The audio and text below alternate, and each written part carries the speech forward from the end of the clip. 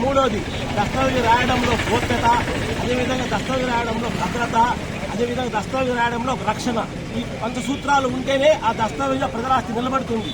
కానీ కొత్తగా ఈ ప్రభుత్వం వారు ఓన్లీ కార్పొరేట్ సంస్థల యొక్క అభివృద్ధిని దృష్టిలో పెట్టుకుని కొత్తగా జారీ చేసిన ఈ జీవో 396లో ఈ పంచసూత్రాలు ఏమీ లేవు. ఈ పంచసూత్రాలు ఏమీ లేవు. ఇంకొక మాట, ఆర్ఎస్కే ద్వారా రిజిస్ట్రేషన్ చేస్తే ప్రజల ఆస్తికి భద్రత గోవిందా, ప్రజల ఆస్తికి రక్షణ గోవిందా, ప్రజల ఆస్తికి గోప్యత గోవిందా. కాబట్టి ప్రభుత్వం వారు ఇంకొకసారి ఆలోచన చేసి ఇంకొక మాట చెప్తున్నాను. కొత్తగా 2.0 విధానాన్ని ఆల్రెడీ అమలు జరుగుతూ ఉంది.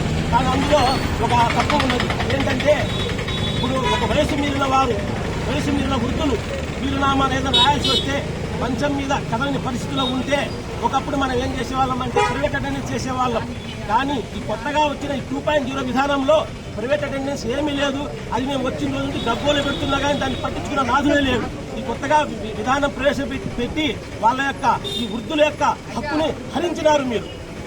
ఇలాంటివి ఎన్ని ఉంటాయో రేపు ఆర్ఎస్కే విధానం ద్వారా డాక్యుమెంట్ ఉండదు, ఫోటో పేజీ ఉండదు, సంతకాలు కూడా ఉండవు. కాబట్టి ఒక్కసారి మళ్ళీ ఇది ప్రజల ఆస్తిని దోచుకోవడానికి వచ్చిన మహమ్మారి అని గుర్తించి ఈ జీవో 396 ఉపసంహరించుకోవాలని, అంతవరకు మా ఉద్యమం ఆగదని, ఈ ఉద్యమాన్ని జూలై 31 తర్వాత కూడా కొనసాగిస్తామని మేము వివరిస్తున్నాము.